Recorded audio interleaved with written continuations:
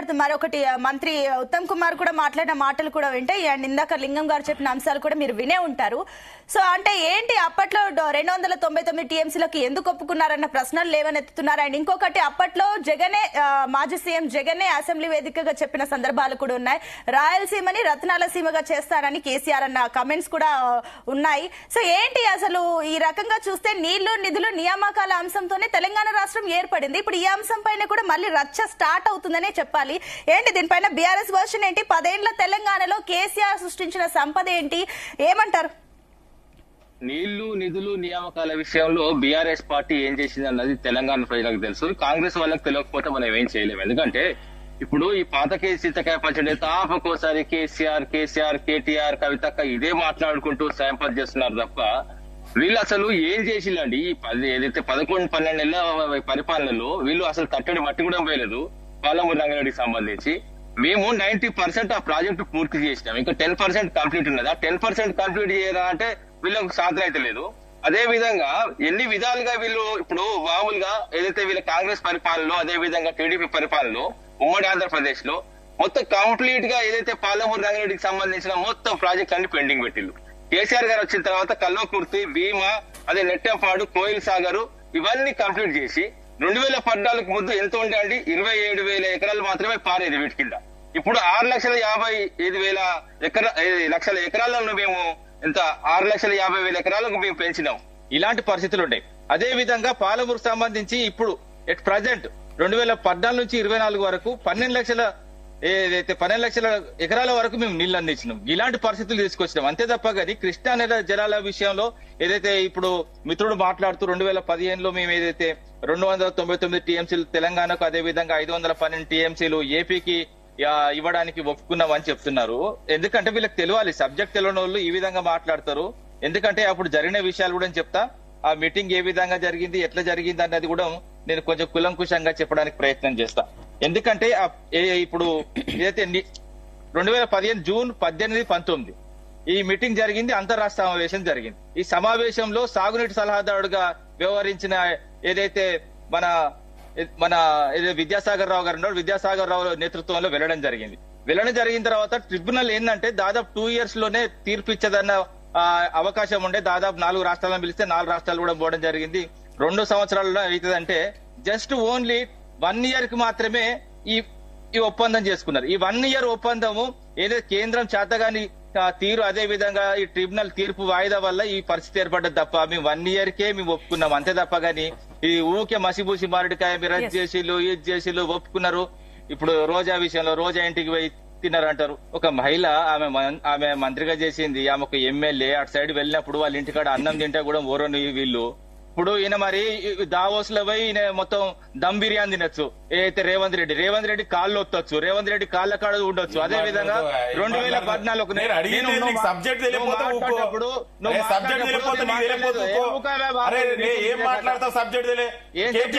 9 ఏళ్ళు మరి దావోస్ పోయి ఏం చేసి వచ్చిండు? కేసీఆర్ 9 ఏళ్ళు దావోస్ పోయి ఏం చేసి వచ్చిండు? ఏం మాట్లాడతావు? కనీసం సబ్జెక్ట్ ఉంటే మాట్లాడు. అరే సబ్జెక్ట్ రోజా ఇంటికి పోయి ఏమన్నాడు అది చెప్పు.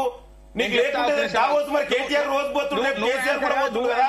నువ్వు యాంకరా, నీకు సమాధానం చెప్పాలా, యాంకర్ సమాధానం చెప్పాలా? తెలిసి మాట్లాడు. సబ్జెక్ట్ నేను ఒకటే సూటిగా ప్రశ్న, ఒక చిన్న సబ్మిషన్. 299 టీఎంసీలకు కేసీఆర్ ఆనాడు ఎట్లా ఒప్పుకుంటూ దానికి సమాధానం అదే అంశం ప్లీజ్, ఎందుకంటే మనం కూడా వర్షన్ వినాలి కాబట్టి ఎట్లా ఒప్పుకున్నాడు? అదే వాళ్ళు చెప్పనివ్వండి, మీరు ఇంటరప్ట్ అవ్వద్దు. ఎస్ రామ్మూర్తి గారు, ఎస్ ఏమంటారు దీనికి? అసలు నీళ్ళు ఎందుకు ఇచ్చారన్న ప్రశ్న కూడా తలెత్తుతుంది. అంటే రాయలసీమకి రత్నాల సీమ చేస్తామనడము అండ్ ఇంకొకటి మాజీ సీఎం జగన్ చెప్పిన అంశాలపైన ఏమంటారు? ఎందుకు నీళ్ళు ఇచ్చారన్న ప్రశ్న వస్తుంది. ఒక నిమిషం ఆగండి. ఇదైతే ఇప్పుడు క్లియర్ చెప్తా. జూన్ 18, 19 సంబంధించిన మినిట్స్ బుక్ కూడా మీరు తెప్పించుకోండి. అందులో 7th పేరులో దేర్ ఫోర్ ఏదైతే project related issues were discussed and followed working ఏదైతే arrangements for the water year 15-16 only were agreed a temporary measures. ఇదండి టెంపరీ మెజర్స్ లో ఇది చదువు రాకపోతే చదువు నేర్చుకోవాలి. ఎందుకంటే ముఖ్యమంత్రికి చదువు రాదు, ఇక్కడ ఉన్న చదువు రాదు, సబ్జెక్ట్ తెలియదు. ఏంటంటే ఇప్పుడు మేము ఎంత ఇలాంటి చేసినామో చదువురాని తెలంగాణ మూర్ఖులు ఉంటే కోసం- టెంపర్ అసలు ఎట్లా ఒప్పుకుంటావా అంటే నీకు సబ్జెక్ట్ లేకుండా ఏం ఒక్క నిమిషం అండి, లింగం గారు. అసలు టెంపరీ బేస్ లో కూడా ఎట్లా ఒప్పుడు అన్యాయం జరుగుతుందనాలి కదా, ఒక్క నిమిషం అన్యాయం అండి. జరుగుతారు కదా, నీకు చదువు రాదు నీ మూర్ఖులు మరి అదే కదా. లింగం గారు ఇట్లా ఇంటరప్ట్ అయితే కంటిన్యూ అవ్వదండి. ఇట్లా ఇంటరప్ట్ అవుతే మనం వర్షం విననివ్వాలి. ఒకటండి అధికారంలో ఒక్క నిమిషం అండి లింగం గారు వినండి, ఒక్క నిమిషం ఆగండి లింగం గారు, ఒక్క నిమిషం అండి లింగం గారు ఆల్రెడీ క్వాలిఫికేషన్ చెప్పు, లింగం గారు మీరు అధికారంలో ఉన్నారు, మీకు పేషెన్సీ ఉండాలి, మీరు ప్రతిపక్షాల వాదన వినాలి. మీరు కాసేపు ఆగండి, ఆగండి, మీకు టైం ఇవ్వాలా వద్దా? నెక్స్ట్ మీరు ఒక్క నిమిషం అండి, ఆయన మాట్లాడిన దానికి మీ టైం వచ్చినప్పుడు ఆన్సర్ చేయండి. ఒక్క నిమిషం ప్లీజ్ లింగం గారు, లింగం యాదవ్ గారు ప్లీజ్ దయచేసి ఆగండి, మీకు టైం ఇస్తాను, మీరు మళ్ళీ మీ టైం కి మీరు మాట్లాడండి. చదువుచ్చా నీ కేసీఆర్ చదువుకుండు, కేటీఆర్ అమెరికాలో ఏం నేను అడగలేదే, లింగన్న యాదవ్ నేను పర్సనల్ గా నీ చదువు గురించి అడగలేదే, నువ్వు కాకతీయ దొంగ డిగ్రీ తెచ్చినావా నేను చెప్పలేదే, నేను అది అడగలేదే. మీ డిగ్రీలు దొంగ డిగ్రీల కోసం మేము డిబేట్ పెట్టలేదు. ఆయన మాట్లాడతారు, మీరు ఆగండి, నేను మాట్లాడతాను, మీరు ఆగండి. ఒక్క నిమిషం రామూర్తి గారు దయచేసి కొంచెం వర్డ్స్ చూసుకొని మాట్లాడండి. ఒక నిమిషం అండి లింగం యాదవ్ గారు, మీకు టైం ఇస్తానని చెప్పాను కదా, ఆగండి. ఒక నిమిషం లింగన్న యాదవ్ మాట్లాడేటప్పుడు ఎంత ఘోరంగా మాట్లాడి కేసీఆర్ ను మాట్లాడు, కేటీఆర్ ను మాట్లాడు, ఆయనకు చెప్పట్లేదు, నాకు మాత్రమే పర్టికులర్ గా చెప్తున్నారు. ఇప్పుడు ఏం చేస్తున్నా అధికారికంగా మీటింగ్ కు అదే విధంగా రాజకీయ మీటింగ్ కు తేడా తెలియట్లేదు రేవంత్ రెడ్డికి. నిన్న జరిగిన అధికార మీటింగ్ లో సీఎస్ ఉంటారు స్టేజ్ మీద, అదే విధంగా రెవెన్యూ అధికారులు ఉంటారు, మొత్తం కంప్లీట్ ప్రభుత్వానికి సంబంధించిన మొత్తం కంప్లీట్ గా అధికారులు మొత్తం ఉంటారు. అక్కడ రాజకీయమైన విమర్శలు చేస్తాడు, కేసీఆర్ ను ఎట్లా పడితే అట్లా తిడతాడు. ఏమంటారండి, ఒక పెద్ద మనిషి, ఒక తెలంగాణ తీసుకొచ్చిన వ్యక్తి, ఒక తండ్రి స్థానం ఉన్న వ్యక్తిని ఎట్లా పడితే అట్లా మాట్లాడతారండి? సిగ్గు శరం ఉండాలి కదా మాట్లాడడానికి. నేనేమంటున్నా, నేను చెప్తా వినండి, దేనికైనా ఒక హద్దు ఉంటది, దేనికైనా ప్రజలను మెస్మరైజ్ చేయడానికి అబద్దాలు చెప్పడానికి ఏందండి 6 గ్యారెంటీల విషయం. నేను ఇప్పుడు ఫ్రీ బస్ గురించి చెప్పిండు మిత్రుడు, నేను చెప్తున్నా ఆన్ రికార్డ్ చెప్తున్నా, ఈ రోజుకు 10 కోట్లు కట్టాలి ఆర్టీసీకి.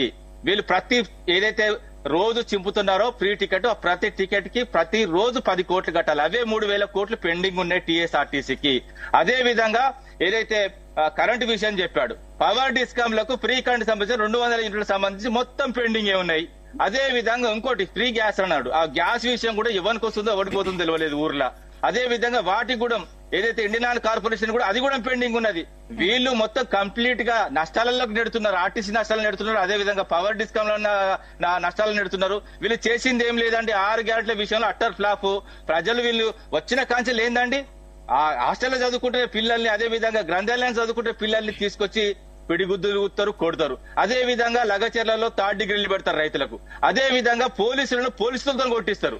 ఇదా అండి వీళ్ళ పరిపాలన, ఇదాకి ప్రజాపాలన. రామూర్తి గారు, రేవంత్ రెడ్డి సవాల్ కి బీఆర్ఎస్ హాజరవుతుందా? అంబేద్కర్ చౌరస్తాకి ఎవరు వస్తున్నారు? హరీష్ రావు సవాల్ కి ప్రతి సవాల్ హరీష్ రావు గారు ఆల్రెడీ సవాల్ విసరడం జరిగింది.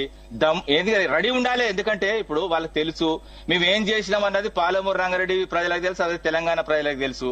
నేనేమంటున్నా, రేవంత్ రెడ్డి ముక్కు రాకడానికి రెడీగా ఉండాలి. ఇంకోటి దేవుళ్ళ మీద ఒట్లేసి సర్వనాశనం చేస్తున్నాడు రేవంత్ రెడ్డి ప్రవర్తన మార్చుకోవాలి, కుక్కలాగా మాట్లాడడం ఫస్ట్ మార్చుకోవాలి. ఒక పద్ధతిగా ఒక మంచి అవకాశం వచ్చింది చిన్న వయసులో, అది నిలబెట్టుకోవాలి. ఇది కానీ ఏందండి, ఇది ఏ విధంగా మాట్లాడితే ఆ విధంగా మాట్లాడడానికి ఆయన ఏందండి? నిజంగా చెప్తున్నా, ఒక సర్పంచ్ స్థాయి వ్యక్తి, ఒక వార్డు మెంబర్ స్థాయి వ్యక్తి కూడా ఆ విధంగా ప్రవర్తించాడు. విపరీతమైన మాటలు, విపరీతమైన ధోరణి. ఏందండి ఇది? ఇప్పటికైనా సోయి తెచ్చుకొని కరెక్ట్ ఉండాలి, అంతే తప్ప కానీ పిచ్చి పిచ్చి మాటలు మాట్లాడి సభ్య సమాజం తలదించుకునే విధంగా చేయొద్దని మరీ చెప్తున్నా. ఇంకోటి ఏంటంటే లింగన్న యాదవ్ గారికి కూడా చెప్తున్నా, లింగన్న యాదవ్ 1/2 గంట 15 నిమిషాలు కేసీఆర్ గారిని కేటీఆర్ గారిని మాట్లాడినా కూడా నేను ఇంతవరకు ఒక మాట కూడా మాట్లాడాను. లింగం యాదవ్ గారు, నేను మీకు మళ్ళీ టైం ఇస్తాను, మీరు అప్పుడు ఇంటర్ పాయింట్స్ నోట్ చేసుకోండి. ఒక నిమిషం అండి, ఒక నిమిషం, నేను మీ టైం వచ్చినప్పుడు ఓకే ఆయన చెప్పింది మీరు అందరూ చూస్తున్నారు కదా, మీరు కాసేపు ప్రజలు చూస్తున్నారు, సబ్జెక్ట్ పోవాలి. నేనేమంటున్నా, మేము 1 year కి మాత్రమే కృష్ణకు సంబంధించిన నీటి వాటాలు కేటాయించడం, అంతే తప్ప కానీ నువ్వు నేను కానీ విద్యాసాగర్ రావు కంటే పెద్ద మేధావులం కాదు. నీళ్ల కోసం, తెలంగాణ నీళ్ల కోసం కలలు కన్నారు. అదే విధంగా ఒకప్పుడు పాటలు రాసుకున్నామండి, తలాపున వాడుతుంది గోదావరి, మాచేను మాచలకి ఎడారి. ఇప్పుడు ఏందండి పరిస్థితి? నీళ్లు ఎక్కడ పడితే అక్కడ ఇట్లా తొమ్మిది వస్తున్నాయి. అలాంటి పరిస్థితి తీసుకొచ్చింది కేసీఆర్ గారు. నిధులు నియామకాల గురించి కూడా మాట్లాడాడు. 1,60,000 ఉద్యోగాలు ఇచ్చిన, ఒక్క నిమిషం ఆగండి, 1,60,000 ఉద్యోగాలు ఇచ్చిన, ఇప్పుడు ఇచ్చిన 55,000 ఉద్యోగాలు వీళ్ళు చెప్తున్నారు కదా, ఇందులో 50,000 ఉద్యోగాలు నోటిఫికేషన్ మేమే వేసినాం, ఎగ్జామ్ మేమే నిర్వహించినాం. అదే విధంగా వాటికి రిజల్ట్స్ కూడా మాపుడే వస్తాయి. కోర్టు తీర్పు వల్ల పెండింగ్ అనేది తీసుకుపోయి ఎల్బీ స్టేడియంలో నియామక పత్రాలు ఇవ్వడం సిగ్గుసేటు. ఎవరికో బిట్ట బుడ్డని మేము అనుకుంటున్నాం అండి. ఏ విధంగా మాట్లాడుతున్నారండి? అదే విధంగా 5,000 ఉద్యోగాలు ఇచ్చిందండి, లెక్కలతో సహా వస్తా, మీకు స్టూడియోగ్రామ్ అంటే వస్తా. ఇది కానీ చేసింది ఏం లేదు. నేను చెప్తున్నా అండి, మీరు చేసింది చారాడా, చెప్పుకునేది బారాడా. ఓకే అండి, ఓకే రామూర్తి గారు, మళ్ళీ మీకు టైం ఇస్తానండి, మళ్ళీ మీకు టైం ఇస్తాను. ఎస్ రామరెడ్డి గారు, గుడ్ మార్నింగ్ అండి. ఇప్పుడు సిచ్యువేషన్ చూస్తే తెలంగాణ రాజకీయాల్లో కొత్త మలుపులు తిరుగుతున్నాయి. అండ్ రేవంత్ రెడ్డి సవాలుకు కూడా అసలు కిషన్ రెడ్డికి, బండి సంజయ్ కూడా సవాల్ విసిరడం జరిగింది. ఏంటి అంబేద్కర్ చౌరస్తాలో చర్చకు బీజేపీ వెళ్తుందా, ఇంకెవరైనా వెళ్ళొచ్చని కూడా అంటున్నారు. ఏంటి అసలు సెంట్రల్ లో ఉన్న బీజేపీ 12 ఏళ్లుగా తెలంగాణ రాష్ట్రానికి ఏం చేసిందన్న ప్రశ్నలు కూడా ఇప్పుడు తెలంగాణ